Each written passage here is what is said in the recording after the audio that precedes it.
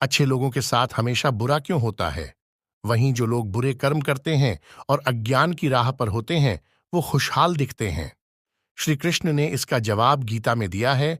आपने महसूस किया होगा कि जो लोग अच्छे कर्म करते हैं, वो परेशान रहते हैं, वहीं जो बुरे कर्म करते हैं, वो खुशी से रह रहे होते हैं।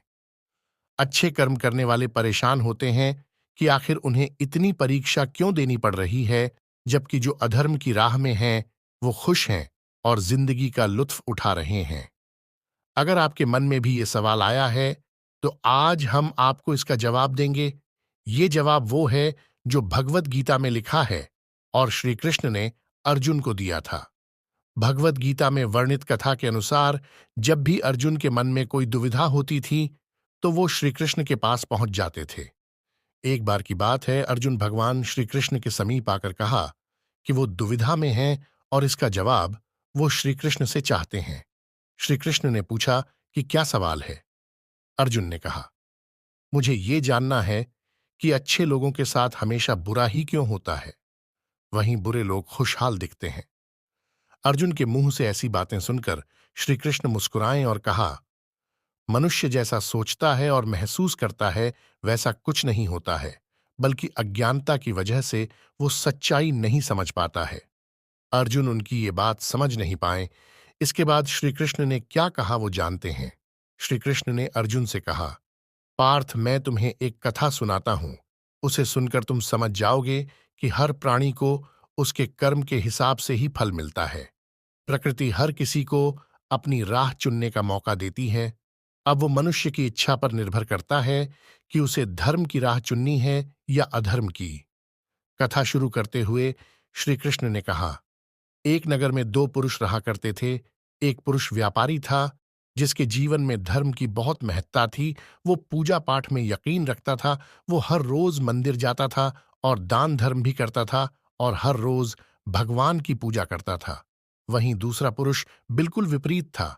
वो हर रोज मंदिर तो जाता था, लेकिन पूजा करने नहीं, बल्कि मंदिर के बाहर से जूते चप्पल चुराने। उसे दान और धर्म से कोई लेना देना नहीं था। समय बीतता गया और एक दिन बहुत जोर की बारिश हो रही थी। इस वजह से मंदिर में पुजारी के अलावा कोई नहीं था। ये बात जब दूसरे पुरुष को पता चली, तो उसने कहा कि ये सही मौका है मंदिर का धन चुराने का। पंडित से नजर बचाकर उसने मंदिर का सारा धन चुरा लिया। उसी समय धर्म कर्म में विश्वास रखने वाला व्यक्ति भी मंदिर पहुंचा। दुर्भाग्य से मंदिर के पुजारी ने उसे ही चोर समझ लिया और चिल्लाने लगे। वहां लोग एकत्र हो गए और उसे बहुत मारा। किसी तरह वो बचते बचाते वहां से निकला, तो दुर्भाग्य ने उसका साथ वहां भी नहीं छोड़ा। मंदिर के बाहर वो एक गाड़ी से टकरा गया और घायल हो गया। फिर वो व्यापारी लंगड़ाते हुए घर जाने लगा, तो रास्ते में उसकी मुलाकात उस पुरुष से हुई जिसने मंदिर से धन चुराया था। उसने कहा, आज तो मेरी किस्मत चमक गई, एक साथ इतना सारा धन मिल गया। ये सब देखकर उसे बहुत बुरा लगा और उसने अपने घर से भगवान की सारी तस्वीरें निकाल दीं। कुछ सालों बाद दोनों की पुरुषों की मृत्यु हो गई। मरने के बाद जब दोनों यमराज की सभा में पहुंचे और भले पुरुष ने दूसरे व्यक्ति को देखा, तो उसे बहुत गुस्सा आया।